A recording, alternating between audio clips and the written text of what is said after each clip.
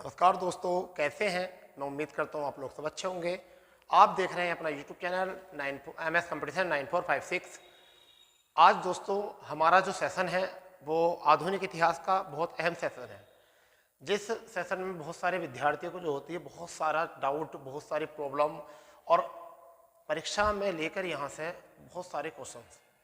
हम जितने भी वनडे एग्ज़ाम देते हैं, जितने भी हम PCS लेवल एग्ज़ाम देते हैं, सभी स्टेट के PCS, उनमें यहाँ से क्वेश्चन जो है बहुत संख्या में आपको देखने को मिलते हैं।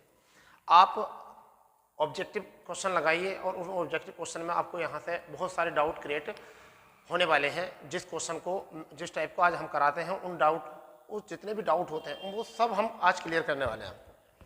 दिक्कत ये होती है कि देखिए, मैंने अभी काफ़ी समय पहले से जो है मैं पॉलिटी की क्लास लगातार ले रहा था। अंततः ये हुआ कि जब देखा कि एग्ज़ाम में सबसे ज़्यादा वरीयता जो होती है वो आधुनिक इतिहास को लेकर सबसे ज़्यादा मिलती है, तो मैंने कुछ समय के लिए पॉलिटी की क्लासेज को रोक दिया गया और मैंने आपको आधुनिक इतिहास की क्लासों को कंटिन्यू किया है।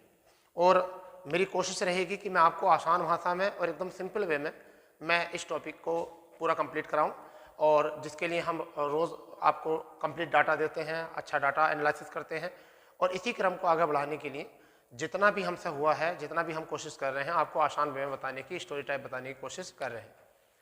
अक्सर ऐसा होता है कि हम किसी भी नोटबुक से पढ़ लेते हैं। देखिए, मार्केट में नोटबुक बहुत सारी मिल जाएंगी, टेक्स्ट बुकें बहुत सारी मिल जाएंगी, जिससे आप यहाँ से डाटा पढ़ सकते हैं। अंततः कभी भी समझाना और समझदारी आपको कभी भी कहीं नहीं मिलेगी, और उसी समझदारी को हमें समझना है और उसी समझदारी को हमें यहाँ से समझ के चलना है कि हमें किस तरीके से GS याद हो जाए और किस तरीके से हम सब्जेक्टिव पढ़ें और ऑब्जेक्टिव पढ़ें। और इसी क्रम को आगे बढ़ाते हुए हमारा जो सेशन है आज, हमारा सेशन है मैसूर और आंग्ल मैसूर युद्ध। ये हम एकदम सीरीज से काम कर रहे हैं आधुनिक इतिहास में, कोई भी हम क्लास में मिस नहीं करेंगे। आपने अगर इसी सीरीज से आपने अगर ये क्लासें कंटिन्यू रखी तो शायद आप आधुनिक इतिहास को लेकर बहुत बड़े विद्वान बन जाओगे और बहुत अच्छे नॉलेज यहाँ से गेन कर सकते हो। ठीक है, चलिए इसी क्रम को आगे बढ़ाते हुए मैं आपको पहले थोड़ा सा याद दिला दूँ। हम इससे पहले बहुत सारी वीडियो बना चुके हैं, आप प्ले लिस्ट बजाइए और पहले उन वीडियो को देखें, और किसी ने नहीं देखी है तो फिर जाकर इस वीडियो का लुत्फ उठाएं, क्योंकि ऐसा है कि आपको पुरानी वीडियो देखने से इस वीडियो को समझने में और भी ज़्यादा, इस क्लास को समझने में और भी ज़्यादा मज़ा आने वाला है। ठीक, तो इसमें है मैसूर आंग्ल मैसूर युद्ध। ठीक है, देखना यह है कि आंग्ल मैसूर युद्ध के क्या कारण रहे कि ये युद्ध हुआ। ठीक है, आंग्ल मैसूर युद्ध क्या होता है, आंग्ल माने होता है अंग्रेज। ठीक है, आंग्ल माने क्या होता है अंग्रेज, और मैसूर के युद्ध किस तरीके से हुए। आंग्ल अंग्रेजों और मैसूर यानी कर्नाटक वाला जो क्षेत्र था उसको मैसूर कहा जाता था। तो ऐसी क्या परिस्थिति बनी कि वो युद्ध होने निश्चित हुए, और अगर बताएं तो आंग्ल युद्ध 4 आंग्ल युद्ध हुए। प्रत्येक आंग्ल युद्ध का कोई ना कोई एक विशेष कारण रहा होगा, क्या परिस्थितियां बनी, क्या कारण रहे, और क्या उसके प्रभाव पड़ा हमारे आधुनिक इतिहास पर या हमारे इतिहास पर, जिसका रिजल्ट हमें आज भी भुगतना हमको पड़ता है। चलिए इसी क्रम को जारी रखते हुए पहले हम एक थोड़ा देख लेते हैं हमें क्या होता है। सब्जेक्टिव पढ़ना है और ऑब्जेक्टिव बनाना है। ठीक है, सब्जेक्टिव पढ़ना है और हमको ऑब्जेक्टिव बनाना है। और टेक्स्ट बुक में जितनी भी होती हैं आप टेक्स्ट बुक लगाते रहो, और जिससे क्या होगा कि टेक्स्ट बुक जब भी लगाओगे, आप जब भी टेस्ट निकालोगे, जब भी प्रैक्टिस सेट निकालोगे, तो उसमें आपको यहाँ से क्वेश्चन, ढेर सारे क्वेश्चन देखने को मिलेंगे। चलिए शुरू करते हैं, कुछ बेसिक समझ और कुछ बेसिक पॉइंट। ठीक है, मान लीजिए ये हमारा दक्षिण भारत का जो है कुछ एक इतिहास है, या दक्षिण भारत का मैप है। चलिए इसको हम थोड़ा थोड़ा जो है कवर करके चलते हैं। देखिए, जब नॉर्थ इंडिया में कहानी कब की उठती है, जब यहाँ नॉर्थ इंडिया में मुगल, नॉर्थ इंडिया में कौन थे, मुगल थे।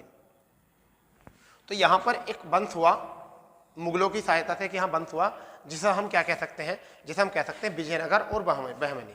यहाँ पर एक वंश हुआ करता था विजयनगर और बहमनी, विजयनगर या बहमनी हुआ। ठीक है, यहाँ पर जब नॉर्थ में मुगल एम्पायर की सत्ता चल रही थी, उसी समय पर दक्षिण भारत में जो है विजयनगर और बहमनी की सत्ता चल रही थी। ठीक है, हरिहर एवं बुक्का का नाम सुना होगा। तो आपको यहाँ से एक बात याद होगी कि 1565 में, यहाँ से कड़ियाँ उठाते हैं कहाँ से, 1565 में यहाँ पर एक युद्ध हुआ था जिसे हम कहते हैं तालीकोटा का युद्ध। तालीकोटा का युद्ध हुआ था, और किस किस के बीच में हुआ था, तो ये विजयनगर और बहमनी के बीच में ये हुआ था। यानी किस किस के बीच हुआ था, ये विजयनगर वर्सेस बहमनी। विजयनगर और बहमनी के बीच में होता है। यहाँ पर विजयनगर जो है इसकी विजय हो जाती है, जीत जाता है, और फिर विजयनगर का पतन हो जाता है, विजयनगर का यहाँ पर क्या हो जाता है, पतन हो जाता है, ठीक है। और यहाँ पर बहमनी के हो जाते हैं, जीत जाते हैं। और जैसे ही विजयनगर का पतन होता है और बहमनी जीत जाते हैं, तो इसी समय से जो है दक्षिण भारत में विजयनगर साम्राज्य को तोड़कर विजयनगर साम्राज्य के टुकड़े हो जाते हैं बहुत सारे, और उन्हीं टुकड़ों में जो है एक आपको यहाँ पर कुछ राज्य जो है आपको बनने को देखने को मिलते हैं। ये जो राज्य है वो कौन सा है, कर्नाटक वाला एक राज्य है, कर्नाटक वाला एक राज्य है, कर्नाटक राज्य आपको देखने को यहाँ मिलता है, ठीक है। कर्नाटक राज्य देखने को मिलता है, यानी ऐसा होता है जब विजयनगर तालीकोटा का युद्ध हो जाता है तो विजयनगर और बहमनी में युद्ध होता है, विजयनगर टूट जाता है, दक्षिण भारत में विजयनगर का अधिकार था इस टाइम पर, और नॉर्थ में जो था मुगल का था, ठीक। बहमनी इसमें जीत जाते हैं, और ऐसा होता है कि जितने भी राज्य इसके अधिकार में होते हैं वो छोटे छोटे टुकड़ों में टूट जाते हैं। तो जो कर्नाटक का क्षेत्र आज हम देखते हैं उसे हम कभी मैसूर के नाम से जानते थे, इसी को हम क्या जानते थे, मैसूर के नाम से हम इसको जानते थे। बातों को फैक्ट और कड़ियों के साथ समझेंगे तो शायद हमें और अच्छा समझ में आ जाएगा, ठीक है। कहते थे, अब कहने का मतलब क्या है, क्षेत्र उभर कर, यानी कि एक मैसूर क्षेत्र उभर कर स्वतंत्र उभर कर ये आया, यानी कि मैसूर जब विजयनगर के पतन हो गया तो इस समय पर कर्नाटक में एक मैसूर क्षेत्र जो है उभर कर एक सत्ता के रूप में, एक शासन के रूप में, स्वतंत्र राज्य के रूप में उभर कर सामने आया, ठीक है। इतना हो गया। इसके बाद में अगर हम थोड़ी सी बात करते हैं इसके संबंध में, अगर हम थोड़ा और जाने, अगर इसके संबंध में और जाने तो क्या कहानी घटी या क्या घटना घटी, ठीक है। उसी कहानी या उसी घटना को आगे बढ़ाते हुए हम देखते हैं कि क्या हुआ। यहाँ पर जिक्र होता है कि उस समय पर सबसे पहले एक वंश हुआ करता था, वाडियार वंश। वाडियार वंश पहला स्वतंत्र शासन करने वाला वंश था दक्षिण भारत में विजयनगर पतन के बाद, तालीकोटा के बाद। और यहाँ का एक राजा हुआ करता था, यहाँ पर एक राजा हुआ करता था जिसे हम शासक कह सकते हैं। एक शासक होता था जिसे हम कह सकते हैं चिक्का कृष्ण राज, ठीक है। एक राजा हुआ करता जिसका नाम है चिक्का कृष्ण राज, ठीक। इस चिक्का कृष्ण राज का कहाँ का शासक था, वाडियार वंश का एक शासक था चिक्का कृष्ण राज, ठीक है। इसके दो सेनापति थे, कौन कौन सेनापति थे, इसके दो सेनापति थे। एक तो था नंदराज और एक था देवराज। एक कौन था, नंदराज, और एक कौन था आपका देवराज, ठीक है। और देखिए क्या, दोबारा समझिए, वाडियार वंश एक स्वतंत्र शासन करने के रूप में उभर कर आया, और उसके जो शासक थे वो चिक्का कृष्णराज थे, चिक्का और कृष्णराज शासक थे, और उसके दो सेनापति थे नंदराज और देवराज। और इन्हीं के ही नियंत्रण में जो है शासन चल रहा था चिक्का का, नंदराज और देवराज के ही नियंत्रण में शासन चल रहा था चिक्का का। तभी घटना एक घटना ऐसी घटती है, पहले मैं आपको यहाँ बोर्ड पे देख रहा हूँ कि पूरे क्लियर आपको दिख रहा है, ठीक है। तभी एक घटना यहाँ घटती है कि हैदर अली नाम का एक सिपाही जो है, देखिए परिस्थिति कहाँ से बनी वो देख लेते हैं। परिस्थिति कहाँ से बनी, हैदर अली नाम का एक सिपाही जो है वो नंदराज की सेना में शामिल हो जाता है। अब हैदर अली नाम का जो सिपाही नंदराज की सेना में शामिल हो जाता है तो ये बहुत ज़्यादा योगदान करता है नंदराज को, और नंदराज को योगदान करने से नंदराज के शासन को बढ़ाता है, और बढ़ाने के चलते चलते जो है वो चिक्का कृष्णराज का भी शासन आगे बढ़ता रहता है। और आगे बढ़ता रहने के बाद ये बहुत ज़्यादा सपोर्ट करता है नंदराज को भी और कृष्णराज को भी। और फिर इसको ये महसूस होने लगता है कि इसको ऐसा महसूस होने लगता है कि भाई कि शायद कहीं ना कहीं मैं ही जो हूँ शासक बन जाऊँगा। क्या है कि मैं ही जो हूँ कहीं शासक ना बन जाऊँ, इसी चीज़ को देखते हुए, ठीक है। मतलब इसको ऐसा लगने लगता है कि मैं ही सब कुछ काम कर रहा हूँ, नंदराज को सपोर्ट करने लगता है। फिर एक और घटना होती है, हैदर अली जो है फ्रांसियों से मिलकर, यानी कि क्या होता है 1755 में एक घटना और घटती है। क्या, चलो मैं इसको यहाँ से रब कर देता हूँ और यहाँ लिख देता हूँ मैसूर। तो यहाँ पर एक घटना घटती है 1755 में। एक जगह होती है डिंडीगुल एक जगह होती है, वहाँ पर फ्रांसीसियों के साथ मिलकर 1755 में फ्रांसीसियों के साथ मिलकर ये क्या कर देता है, एक शस्त्रागार की स्थापना करता है। किसकी स्थापना करता है, शस्त्रागार की स्थापना करता है जी। तो समझिए अभी तक का डाटा समझिए। जैसे ही 1565 में तालीकोटा का युद्ध होता है, उसमें विजयनगर का पतन हो जाता है, बहमनी जीत जाते हैं, तो छोटे छोटे राज्यों के रूप में यहाँ पर जो है दक्षिण भारत टूटने लगता है और उसी में एक स्वतंत्र शक्ति जो है मैसूर उभर कर आती है, जिसे कर्नाटक क्षेत्र आज कहते हैं। उस टाइम में मैसूर था, वहाँ पर एक वाडियार वंश स्वतंत्र शासक, स्वतंत्र वंश के रूप में उभर कर आता है और वहाँ का शासक होता है चिक्का कृष्ण राज। ठीक है, उसके दो सेनापति होते हैं, नंदराज और देवराज, और कंडीशन ये होती है वही इसको सपोर्ट करते हैं, इसी के नियंत्रण में शासन चलता है। उन्हीं की सेना में हैदर अली नाम का एक सिपाही भर्ती होता है, जो बहुत मेहनती होता है, बहुत पावरफुल होता है, बहुत अपने दिमाग का प्रयोग करता है और नंदराज को सपोर्ट करता है, जिसके चलते चिक्का कृष्ण राज का भी शासन अच्छे से चलता है। अंततः क्या होता है, 1755 डिंडीगुल में एक सत्रागार की स्थापना होती है फ्रांस वालों के सहयोग से। किसके सहयोग से? फ्रांस वालों के सहयोग से। तो फ्रांसीसियों से मिलकर 1760 में, फ्रांसीसियों से मिलकर यह है 1760 में नंदराज की क्या कर देता है, मृत्यु कर देता है, नंदराज की हत्या कर देता है।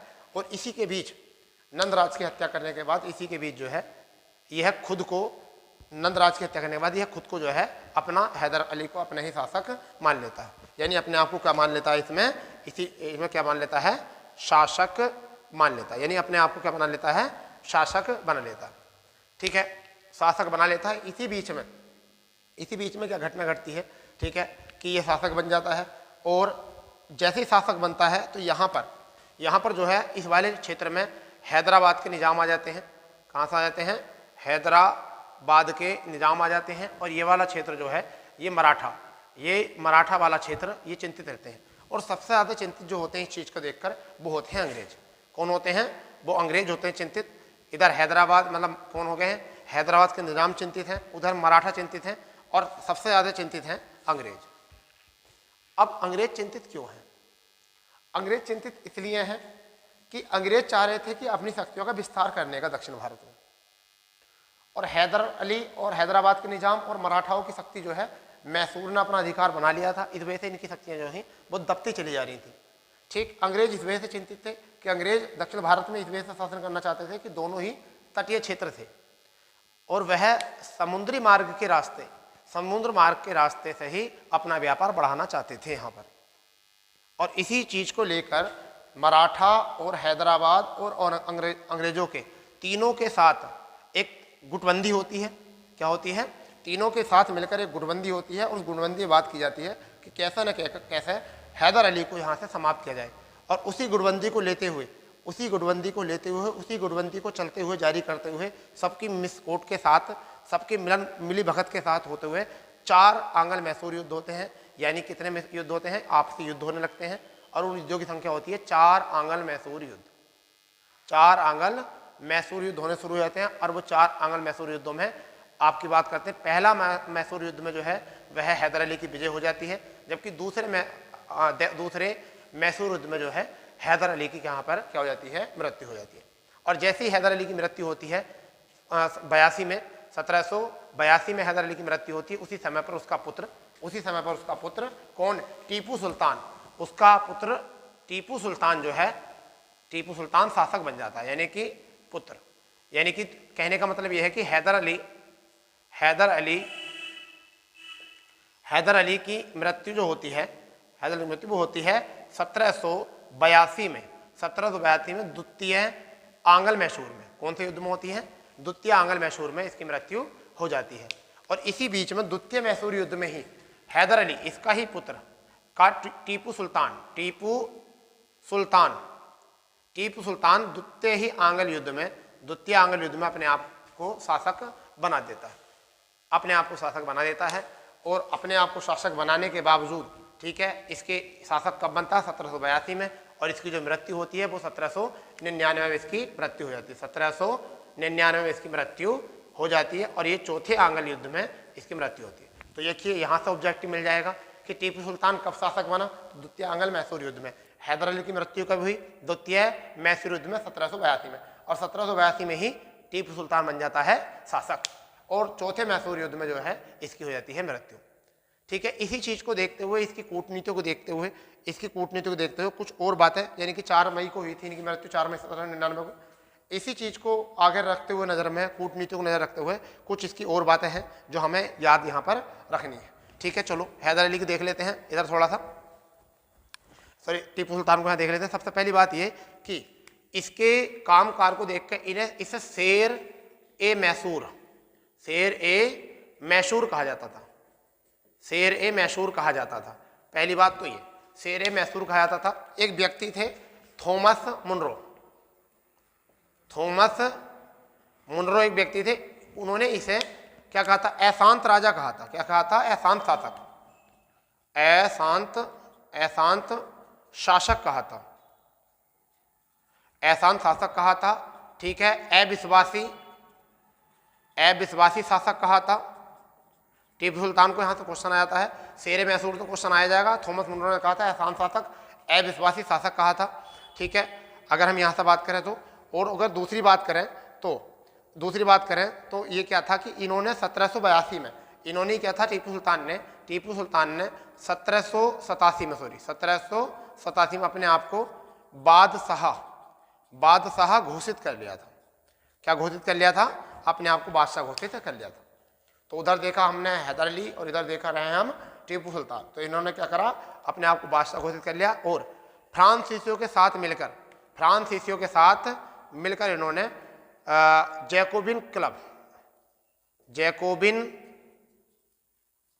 की स्थापना की। कहाँ पर, श्रीरंगपट्टनम में, श्रीरंगपट्टनम में इन्होंने जैकोबिन क्लब की स्थापना की। ठीक है, और वहाँ पर ही इन्होंने स्वतंत्रता का वृक्ष लगाया। किसका, स्वतंत्रता का वृक्ष लगाया, स्वतंत्रता का वृक्ष लगाया। ये भी क्वेश्चन आ जाता है कि स्वतंत्रता वृक्ष किसने लगाया, स्वतंत्रता का वृक्ष किसने लगाया, ये भी बात आ जाती है। ठीक है, तो स्वतंत्रता का वृक्ष लगाया। अगर थोड़ी सी एक दो बात और देखें तो हम कह सकते हैं टीपू सुल्तान ने रॉकेट का प्रयोग युद्धों में किया था। यानी कि वह पहला व्यक्ति ऐसा था जिसने रॉकेट का प्रयोग युद्धों में किया था। अपने युद्धों में किया था। फिर इसकी एक वचन और था कि भेड़ की तरह लंबी जिंदगी जीने से अच्छा शेर की तरह एक दिन जीना बेहतर होता है। यह कथन भी किसका था, यह भी टीपू सुल्तान का ही था। टीपू सुल्तान ही इस कथन को कहते हैं कि भेड़ की तरह लंबी जिंदगी जीने से अच्छा है कि शेर के तरह एक अच्छे शासक, एक दिन के शासक के रूप में जिंदगी जी सकती है। ठीक है, चलिए अब जो है इनके बीच में इन्हीं गुटबंदी को लेकर कि किस तरीके से इन्होंने शासन संभाला और किस तरीके से ये अंग्रेजों के विरुद्ध खड़े हुए और अपनी शक्तियों को स्थापित करने में जो है कामयाब रहे, या इसी के बीच में क्या है मराठा और निजामों का क्या योगदान था, इनको हम एक मैप के द्वारा देखेंगे। इससे पहले हम एक बार इसको कंपेयर कर लेते हैं। क्या देखिए, यहाँ पर हम बता चुके हैं कि यहाँ पर क्या हुआ था, 1565 ईस्वी में तालीकोटा का युद्ध हुआ था, जिसमें क्या था, विजयनगर और बहमनी के बीच में युद्ध हुआ था। विजयनगर की हार हुई, पतन हुआ और बहमनी जीत गया। जैसे ही विजयनगर की हार हुई उसी समय पर एक मैसूर नाम का एक राज्य उभर कर आया स्वतंत्र रूप से। ठीक है, और वहाँ पर बाडियार वंश बना, जिसका एक शासक था चिक्का कृष्णराज, और उसके दो सेनापति थे नंदराज और देवराज। उनमें नंदराज की सेना में हैदर अली 1755 में शामिल हो गया, और 1755 में डिडी गुल में इन्हें सत्रागार फ्रांसों की सहायता से शुरू किया, और 1760 में नंदराज की हत्या करके खुद को शासक घोषित कर लेता है। और शासन इतना बढ़िया चलता है कि ये पहले युद्ध में जो है विजय प्राप्त कर लेता है अंग्रेजों पर। यह भी क्वेश्चन बन जाता है कि भारत में एकमात्र शासक हैदर अली था जिसने स्वतंत्र रूप से अकेले दम पर जो है अंग्रेजों को परास्त किया दक्षिण भारत में। ठीक है, ये क्वेश्चन बन के आ जाता है। अंततः द्वितीय विश्व युद्ध में जो है मराठा और निजामों के मिलने के खातिर अंग्रेजों में जो है हैदर अली की मृत्यु हो जाती है, और उसी बीच हैदर अली की मृत्यु 82 में द्वितीय आंग्ल युद्ध में टीपू सुल्तान का लड़का जो है उसमें शामिल हो जाता है। ठीक है, और यहाँ पर एक युद्ध होता है पोर्टे नोवा का युद्ध। कौन सा युद्ध, पोर्टे नोवा का युद्ध। इसी युद्ध में जो है इसकी मृत्यु हो जाती है, पोर्टे नोवा के युद्ध में। ठीक है, अब द्वितीय आंग्ल कहते हैं उसे, द्वितीय आंग्ल मैसूर युद्ध कहते हैं। तो इसमें यह आता है कि रॉकेट का प्रयोग इन्होंने किया, 1799 में इसकी मृत्यु हो जाती है, परंतु इसे शेर मैसूर कहा जाता था। इसके आक्रमणों को देखकर थॉमस मुनरो ने इसे अशांत शासक कहा, अविश्वासी शासक कहा। 1787 में इसने बादशाह घोषित किया, क्योंकि इससे पहले इसके पिता ने भी बादशाह घोषित नहीं किया था अपने आप को। इन्होंने फ्रांसीसियों के साथ मिलकर जैकोबिन को श्रीरंगपट्टनम में बनाया और वहाँ पर स्वतंत्रता का वृक्ष लगाया। इसके बाद 4 आंग्ल मैसूर युद्ध हुए, उसमें क्या घटना घटने वाली है, कैसा काम हुआ है और उसके क्या फैक्ट निकलने वाले हैं, क्या रिजल्ट था, क्या क्या पॉइंट थे, क्या ऑब्जेक्टिव बनेंगे उनसे, उनको हम एक मैप के द्वारा देख लेंगे कुछ अब, ठीक है, कि उसके द्वारा मैप के हम किस तरीके से हम इनको मैप ड्रॉ करने वाले हैं और किस तरीके से हमें यहाँ पर काम होने वाला है हमारा। ठीक है दोस्तों, किस तरीके से काम हमारा यहाँ होने वाला, किस तरीके से वो मैप बनने वाला है, ठीक है, उसको देखते हैं।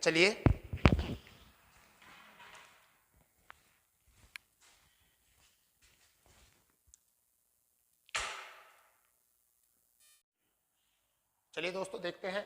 ये थे हमारे 4 आंग्ल मैसूर युद्ध, जिनको हम कहते हैं आंग्ल मैसूर युद्ध। आंग्ल मैसूर युद्ध मतलब अंग्रेजों और मैसूरों के बीच में होने वाले युद्ध। जितनी घटना घटी उनके चलते 4 मैसूर युद्ध हुए थे। तो देखिए क्या होता है कि हम जब भी मैप ड्रॉ करते हैं, हमको मैप ड्रॉ कर लिया हमने, और हम जब मैप की रीडिंग करते हैं, मैप जो हम पढ़ते हैं, तो हमको ऐसा पढ़ना होता है मैप, हम ऐसा पढ़ते हैं कि प्रथम युद्ध 1767 और 1769 मद्रास की संधि, इस तरीके से भी अगर जब भी आप मैप पढ़ोगे तो आपको मैप जल्दी से याद होने वाला नहीं है।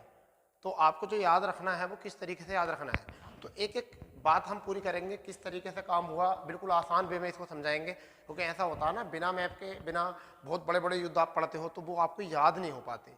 तो इसका मतलब उस युद्धों का निचोड़ क्या है, उसमें क्या क्या घटना घटी, उसमें क्या ऑब्जेक्टिव बन सकते हैं, ऐसे सब बातों को जो है हम अब जिक्र करने वाले हैं यहाँ पर। ठीक है, किस तरीके से तैयार करने हैं हमको युद्ध, किस तरीके से हमको ये याद करने होते हैं, और किस तरीके से हम इसको पढ़ के ऑब्जेक्टिव मिला सकते हैं। पहली बात तो ये कि ये इंपॉर्टेंट क्यों है, ये इंपॉर्टेंट क्यों है, पहली बात तो हमारी ये होगी कि इंपॉर्टेंट क्यों है। देखिए इंपॉर्टेंट ये इसलिए है कि एक तरफ दे देगा आपको युद्ध कि कितने में आंग्ल मैसूर युद्ध हुए, 4 युद्ध हुए, और एक तरफ दे देगा वो उनकी संधि, और आपको जोड़े मिलाने की नहीं देगा। ठीक है, दूसरे तरीके से क्वेश्चन क्या आ सकता है, दूसरे तरीके का क्वेश्चन आ सकता है, एक तरफ युद्ध दे देगा और फिर उसकी तिथि दे देगा कि जोड़े मिलाइए। ठीक है, तीसरी कंडीशन क्या दे सकता है कि एक तरफ युद्ध दे देगा और एक तरफ दे देगा गवर्नर, कि किस गवर्नर के शासनकाल में ये युद्ध हुआ था, किस समय पर गवर्नर के समय पर युद्ध हुआ था। फिर क्वेश्चन चौथे तरीके से क्या पूछ सकता है, पांचवें तरीके से क्या पूछ सकता है कि किसी भी युद्ध की कोई विशेष घटना पूछ सकता है, कोई विशेष बात। तो चलिए जिक्र करते हैं एक एक युद्ध के बारे में। ठीक है, पहले करते हैं कितने आंग्ल मैसूर युद्ध हुए, तो 4 आंग्ल मैसूर युद्ध हुए, प्रथम, द्वितीय, तृतीय और चतुर्थ। तो आपको याद रखना है प्रथम, द्वितीय और तृतीय। पहला आंग्ल मैसूर युद्ध 1767 से 1769 तक, 1767 से 1769 तक हुआ। दूसरा मैसूर युद्ध जो है 1780 से 84 तक हुआ। तो देखिए पहला 2 वर्ष चला और दूसरा जो है 4 वर्ष चला। तो पहला जो चला वो कितने वर्ष चला, 2 वर्ष तक, दूसरा चला 4 वर्ष तक चला। उसके बाद में तीसरा आंग्ल मैसूर युद्ध जो हुआ वो 90 से 92 तक, फिर तीसरा 2 वर्ष तक चला, और उसके अंततः 1799 में चतुर्थ हुआ। ठीक है, तो देखिए हमने डेट याद कर ली है, 1767-69, दूसरा 80 से 84, फिर है 90 से 92 और 99। तो एक बार याद करते हैं, पहला आंग्ल मैसूर युद्ध हुआ 1767 से 1769 तक, दूसरा आंग्ल मैसूर 1780 से 1784 तक, तीसरा आंग्ल मैसूर युद्ध 1790 से 1792 तक, और चौथा आंग्ल मैसूर युद्ध 1799। मैं उम्मीद करता हूं आप लोगों को याद हो गए होंगे। ठीक है, इसके बाद कर देखते हैं संधि।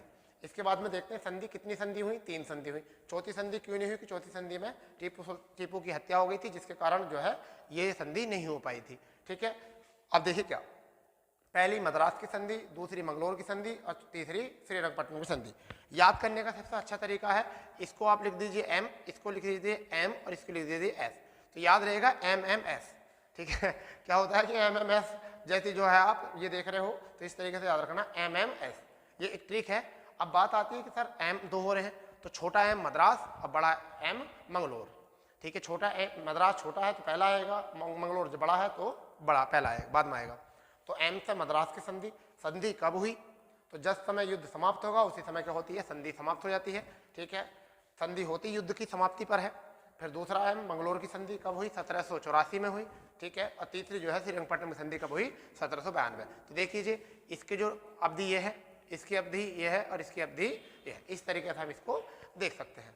ठीक है जी, तो अब याद करते हैं कि पहला युद्ध कब हुआ, 1767 से 1769 तक, संधि कौन सी थी, मद्रास की संधि। ठीक है, 1769 में। दूसरा आंग्ल मैसूर युद्ध कब हुआ, दूसरा आंग्ल मैसूर युद्ध हुआ 1780 से 1784 में। ठीक है, संधि कौन सी हुई, जैसे MMS यानी कि मद्रास की होगी पहले में, मंगलोर की संधि। ठीक है, तीसरा आंग्ल मैसूर युद्ध कब हुआ, तो 1790 से 1792 में, और इसमें हुई श्रीरंगपट्टनम की संधि। चौथा मैसूर युद्ध कब हुआ, 1799 में, और इसमें कोई संधि नहीं हुई थी। तो हम यहाँ तक जो है मैप ड्रॉ कर चुके हैं।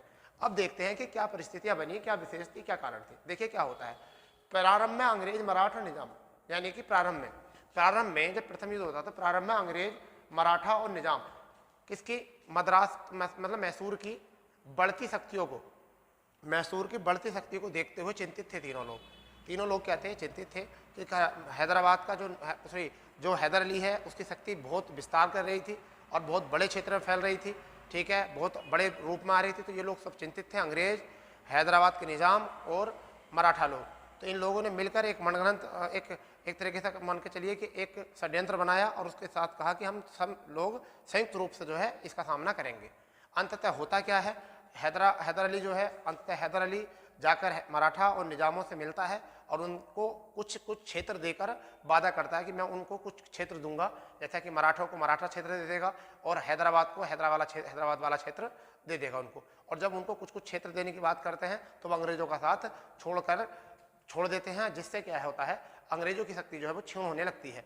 और अंग्रेजों की शक्ति क्षीण होने लगती है तो अंततः क्या होता है, हैदर अली उसमें जीत जाता है। तो देखिए बाद में क्या है, मराठा निजाम और हैदर से मिल जाते हैं, किस आके मिल जाते हैं, हैदर से मिल जाते हैं और हैदर अली क्या हो जाता है, जीत जाता है। और अंग्रेज जो होते हैं, अंग्रेज इसमें क्या हो जाते हैं, अंग्रेज हार जाते हैं। अंग्रेजों का क्या हो जाता है, पतन।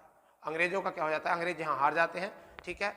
परंतु होता क्या है, इनके बीच में एक संधि होती है। अब अंग्रेज क्या होते हैं, जब अंग्रेज हारने की कगार पर होते हैं तो इनमें एक संधि हो जाती है कि किस में इनमें संधि हो जाती है कि इस टाइम गवर्नर नहीं होता, इस टाइम पर शासनकाल होता है रॉबर्ट क्लाइव का, ठीक।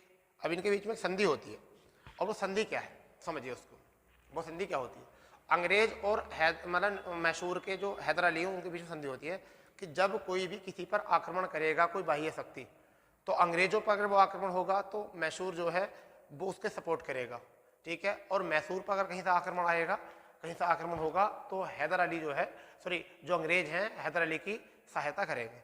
इस तरीके से संधि जो है हो जाती है हैदराबाद में संधि हो जाती है। अंततः इस समय पर कोई शासक नहीं था, गवर्नर नहीं था, गवर्नर का सिलसिला उस टाइम पर नहीं चल रहा था, उस समय क्षेत्र था किसका, क्लाइव का, ठीक। दूसरे युद्ध में देखते हैं कारण क्या हुआ, अंग्रेजों द्वारा संधि का उल्लंघन, यानी कि मैसूर पर बाह्य शक्तियों का आक्रमण हुआ और उस पर अंग्रेजों ने उसका क्या करा, उल्लंघन किया, जिसके चलते जो है कि अब कोई आगे भी, उन्होंने ये भी कहा था कि आगे कोई किसी के काम में दखलंदाजी नहीं करेगा, किसी क्षेत्र में काम या हस्तक्षेप नहीं करेगा। अब क्या होता है कि मैसूर के कार्यों में अंग्रेज जो है हस्तक्षेप करते हैं, ठीक है। और होता क्या है कि अंग्रेजों में एक शासक होता है जिसका नाम होता है वारेन हेस्टिंग, शासक होता है वारेन हेस्टिंग जो है आयरकूट को जो है हैदर अली के पास भेजता है। समझिए कहानी को, समझिए हेस्टिंग जो है वो आयरकूट को मतलब किसके, हैदर अली के पास भेजता है और हैदर अली के पास जाने के बाद उससे बात करता है।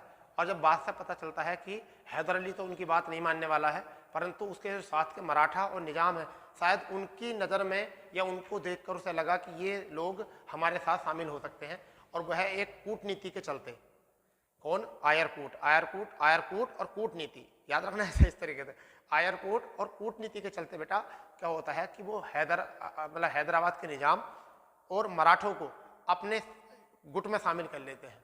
और जिससे क्या होता है कि हैदर अली की एक मतलब शक्ति क्षीण से होने लगती है, बट हैदर अली को इस बात का पता नहीं होता। और आयरकूट सेना का नेतृत्व करके अंग्रेजी सेना का नेतृत्व करके आयरकूट जो है एक पोर्टा नोवा का युद्ध कर देता है, जो द्वितीय मैसूर युद्ध में होता है। तो पोर्टा नोवा का युद्ध कर देता है और उसी युद्ध में, पोर्टा नोवा के युद्ध में, देखिए यहाँ लिख दिया है, पोर्टा नोवा के युद्ध में 1782 में हैदर अली की क्या हो जाती है, मृत्यु। तो पोर्टा नोवा के युद्ध में बहुत बुरी तरीके से घायल हो जाता है और उसकी क्या हो जाती है, मृत्यु हो जाती है। इसी बीच युद्ध जारी रहता है और हैदर अली का बेटा जो टीपू सुल्तान है, क्या नाम है इसका, टीपू सुल्तान है, नेतृत्व संभालता है। क्या संभालता है, नेतृत्व संभालता है। और इस चीज़ का फायदा उठाकर फ्रांस से मिलकर ये टीपू जो है फ्रांसिस सेना का, जो फ्रांसिस सेना भी हमारी दूसरे पक्ष में थी दक्षिण भारत में, तो फ्रांसिस सेना का बहुत ही मतलब ऐसा मान के चलिए करीबी आदमी था। तो उसकी सहायता जब लेता है तो अंग्रेजों को लगता है शायद ऐसा ना हो कि आंग्ल फ्रांस युद्ध हो जाए और आपसे ही यूरोपीय में युद्ध छिड़ जाए। इस चीज़ का फायदा उठाकर जो है टीपू और अंग्रेजों के बीच में बराबर का युद्ध छिड़ जाता है और उस संधि को कहते हैं मंगलोर की संधि। तो मंगलोर की संधि होती है 1784 में, ठीक है बेटा। अब होता क्या है कि तृतीय युद्ध जो होता है श्रीरंगपट्टनम, वो होता है टीपू ने फ्रांस एवं कस्तुनतुनिया से समर्थन लिया। यानी क्या होता कि टीपू सुल्तान जो है फ्रांसीसियों से और कस्तुनतुनिया के तुर्क थे। कस्तुनतुनिया में कौन थे बेटा? तुर्क थे। कस्तुनतुनिया में तुर्क और फ्रांसीसी तुम्हें पता ही है, ये फ्रांसीसियों का बहुत करीबी आदमी था, नज़दीकी आदमी था। इनसे इनने लिया सहायता, इनसे इन्होंने सहायता ली और अपमानजनक हार का, ये जो पीछे हार हुई थी उस अपमानजनक हार का मतलब बदला लेने के लिए इनने सहायता मांगी। अंग्रेजों को ऐसा लगा कि ये जो है उल्लंघन कर रहा है संधि का और आगे जाके जो है हमें भी अपमानित होना पड़ सकता है, और ऐसा ना हो कि हमारी ज़मीन पर हमारी जो सत्ता बनकर आई है उस पर तुर्क लोग या दोबारा आ जाएं या फिर फ्रांस की सेना जो है पुनः इस पर सत्ता स्थापित कर ले और हमारे हाथ से ये क्षेत्र निकल जाए। इस चीज़ को फ़ायदा उठाते हुए ये तीसरा युद्ध हुआ और टीपू की इसमें क्या होती है? हार होती है। टीपू की हो जाती है, इसमें हार हो जाती है और बहुत अपमानजनक हार होती है। और कॉर्नवालिस ने यहाँ पर एक कथन कहा है कि मैंने अपने मित्रों को ना ज़्यादा बड़ा होने दिया और अपने शासक को मैंने और भी ना ज़्यादा कमज़ोर होने दिया। समझ गए नहीं? यानी कि न मित्रों को अपने बड़ा होने दिया और ना ही अपने शासक को ज़्यादा कमज़ोर होने दिया, और इस बीच में जो है वह इस युद्ध के साथ संधि कर लेता श्रीरंगपट्टनम की। ठीक, फिर भी क्या है कि टीपू सुल्तान शासन पे बना रहता है, क्योंकि उसको कह देता है कि ठीक है आप व्यापार करते रहो, यहाँ पर आप अपने क्षेत्र में अपने राजपाट को देखते रहो। मगर क्या होता है कि टीपू सुल्तान अपने अपमानजनित हार का बदला लेने के लिए वो बहुत उत्सुक रहता है। ठीक है, और इस समय पर जो गवर्नर थे वो कौन थे? कॉर्नवालिस। कौन थे इस टाइम पर गवर्नर? कॉर्नवालिस थे। परंतु क्या होता है कि टीपू सुल्तान अपना बदला लेने के लिए अपनी हार का, अपमानजनित हार का बदला लेने के लिए चौथा अंग्रेज युद्ध कर देता है 7 साल बाद। 7 साल बाद चौथा अंग्रेज युद्ध करता है। इतने वो अपनी सेना जुटा लेता है, अपने पास धन इकट्ठा कर लेता है, कुछ सहयोगी और निकटवर्तियों के साथ मिलकर जो है एक बड़ी सेना बनाने की कोशिश करता है। अंततः क्या होता है कि वो सैनिक भी उसके साथ छोड़ देते हैं, वो सहयोगी भी उसके साथ छोड़ देते हैं, और अंततः यहाँ पर कोई संधि होती नहीं है। और सहायक संधि यानी कि पहले चलिए आपने नाम सुना होगा, सहायक संधि जो हुई है वो 1798 में होती है। कब होती है? 1798 में। तो पहले जल्दी सहायक संधि का नाम सुना होगा। सहायक संधि करने के लिए कहता है किससे? टीपू सुल्तान से कि आप हमारे यहाँ पर सहायता शामिल हो जाओ। ठीक है, मगर वो इसको अस्वीकार कर देता है और इसी युद्ध के चलते टीपू सुल्तान की मृत्यु हो जाती है 4 मई 1799 में। 4 मई 1799 में इसकी मृत्यु हो जाती है। तो इस तरीके से युद्ध हुए। चलिए अब देखते हैं इस समय पर गवर्नर कौन थे पहले चलिए। तो हम इस तरीके से मैप को पढ़ते हैं। चलिए अब हम कोशिश करते हैं कि एक इस तरफा जो है मैप को हम देखें। चलिए अब देखते हैं कि जब हम इस तरीके से पढ़ने थे मैप को, एक बार मतलब एक एक पोर्शन बाय पोर्शन, युद्ध काल, संधि, विशेष, गवर्नर, तो हम फिर इस तरीके देखते हैं। प्रथम युद्ध कब हुआ? 1767 से 1769 में। प्रथम युद्ध कब हुआ? 1767 से 1769 में। इसमें एक मद्रास की संधि हुई 1769 में, यानी कि इसी संधि से लेकर क्या हुआ? यहाँ पर समझौता हुआ। ठीक, कारण विशेषता क्या थी? प्रारंभ में अंग्रेज मराठा निजाम दोनों शामिल थे, बाद में मराठा निजाम हैदर शाह के मिल जाते हैं और अंग्रेजों की हो जाती है हार और हैदर अली क्या हो जाता है? जीत जाता है। और इस समय पर शासन जो था वो किसका था? क्लाइव का समय चल रहा था। ठीक है, अगर द्वितीय की बात करें तो द्वितीय संधि यानी यहाँ पर क्या बात करते हैं तो क्या थी? 1780 या 84 में। ठीक है, 1780 और 84 की बात कर रहे हैं हम। 1780 से 84 की हम यहाँ पर बात कर रहे हैं। ठीक है, 1780-84 की बात कर रहे हैं। अब मंगलोर की संधि यहाँ पर हुई है। किसकी संधि हुई है? मंगलोर की संधि हुई है यहाँ पर। और अंग्रेजों द्वारा संधि का उल्लंघन किया गया क्योंकि अंग्रेजों ने सहायता नहीं दी थी और अंग्रेजी सेना का नेतृत्व आयरकूट ने किया था। ठीक है, और पोर्टर नोवा के युद्ध में 1722 में हैदर अली की हो जाती है मृत्यु और टीपू उसके नेतृत्व को संभाल लेता है। अब बराबर में जो छुड़ जाता है। इस टाइम पर कौन थे? Warren Hasting. तो बेटा बातें समझ में आ रही होंगी। आप इसका नोट्स बना लेना या स्क्रीनशॉट लेना बाद में। ठीक है, बहुत अच्छा रहेगा। अगर आपको स्पष्ट नहीं दिख रहा हो तो वीडियो की क्वालिटी बढ़ा लेना। वीडियो की क्वालिटी बढ़ाकर जो है अब यहाँ से आप स्पष्ट इसको देख सकते हैं। ठीक है, वरना तो मैं आपको बोल ही रहा हूँ। यहाँ तृतीय युद्ध की बात करें 1790 से 92 में श्रीरंगपट्टनम की संधि हुई 1792 में इसमें, और टीपू ने फ्रांस एवं कस्तुनतुनिया से समर्थन लिया। इस चीज़ का जो है उनको बुरा लगा अंग्रेजों को, और इस चीज़ का बदला लेने के लिए टीपू से इन्होंने युद्ध करा और ये हार गया, अपमानजनक हार हुई। और कॉर्नवालिस ने कहा था मैंने अपने मित्रों को ना बड़ा होने दिया। क्यों नहीं बड़ा होने दिया? ना तो मराठा और निजामों को इन्हें बड़ा होने दिया और अपने शत्रुओं को कमजोर कर दिया। आपने शत्रुओं को क्या कर दिया? इन्हें कमजोर, यानी कि हैदर अली को टीपू सुल्तान को इन्हें बहुत कमजोर कर दिया था। और मराठा और निजाम जो इसके मित्र थे उनको इन्हें ज़्यादा बड़ा होने नहीं दिया कि कभी उनकी शक्ति हो जाए। ठीक है, ये कथन कहा था किसने? कॉर्नवालिस ने। क्वेश्चन आ जाता है। चतुर्थ आंग्ल मैसूर युद्ध होता है 1799 में। सहायक संधि स्वीकारने के लिए बात आती है। बैलेजली ने भेजा था 1798 में, बट वो इस चीज़ को स्वीकारता नहीं है और इसी के चलते जो है टीपू की क्या हो जाती है? मृत्यु। और इस तरीके से मैसूर वाला क्षेत्र जो है अंग्रेजों के हाथ में चला जाता है। ठीक है। इसके बाद जो हम देखेंगे वो देखेंगे मराठा युद्ध, आंग्ल मराठा युद्ध, और अब जो है मराठा एक शक्ति जो है इनके सामने आएगी अंग्रेजों के, कि किस तरीके से मराठाओं ने भी इनका सामना किया और किस तरीके से मराठाओं पर भी अंग्रेजों ने विजय करी। ठीक है, तो दोस्तों ऐसी वीडियो या ऐसी ही क्लासों के लिए आप हमसे जुड़े रहो, और जो भाई नए हैं पहली बार वीडियो देख रहे हैं वो प्ले लिस्ट पर जाकर और वीडियो देखें और चैनल को सब्सक्राइब कर लें। और जितनी मेहनत हम कर रहे हैं आप भी थोड़ी बहुत मेहनत करो। ठीक है, हमें सपोर्ट करो, सहयोग करो, चैनल को सब्सक्राइब करो और लाइक और बेल आइकन जरूर दबाइए। ठीक है, जिससे कि आने वाली हर एक वीडियो का नोटिफिकेशन आपको तुरंत मिले। ठीक है, हमारा सेशन ये लगातार चल रहा है और ये सेशन बिल्कुल कंटिन्यू बना रहेगा जब तक आधुनिक इतिहास हमारा कंप्लीट नहीं होने वाला है। ठीक है, तो आपको ऐसा होता है लिखा हुआ आपको कहीं भी मिल जाएगा, आपको लिखा हुआ कहीं भी किसी भी नोटबुक में, मार्केट में बहुत नोटबुक, बहुत टेक्स्ट बुक, बहुत नोट्स हैं, परंतु समझना आसान वे में, क्रम बाई स्टोरी टाइप, यही चीज़ समझनी है, इसी से जीएस मजबूत होता है, ऐसा बहुत मुश्किल है। तो दोस्तों यहाँ पर हम पीपीटी के माध्यम से नहीं पढ़ा रहे, क्योंकि कुछ पीपीटी के माध्यम से हम केवल सेल्फ कर रहे हैं। जब हम तैयार करके पढ़ा सकते हैं, पढ़ सकते हैं, हम तैयार कर सकते हैं, तो आप भी तैयार कर सकते हो। तो मिलते हैं कल इसी समय। जय हिंद, जय भारत।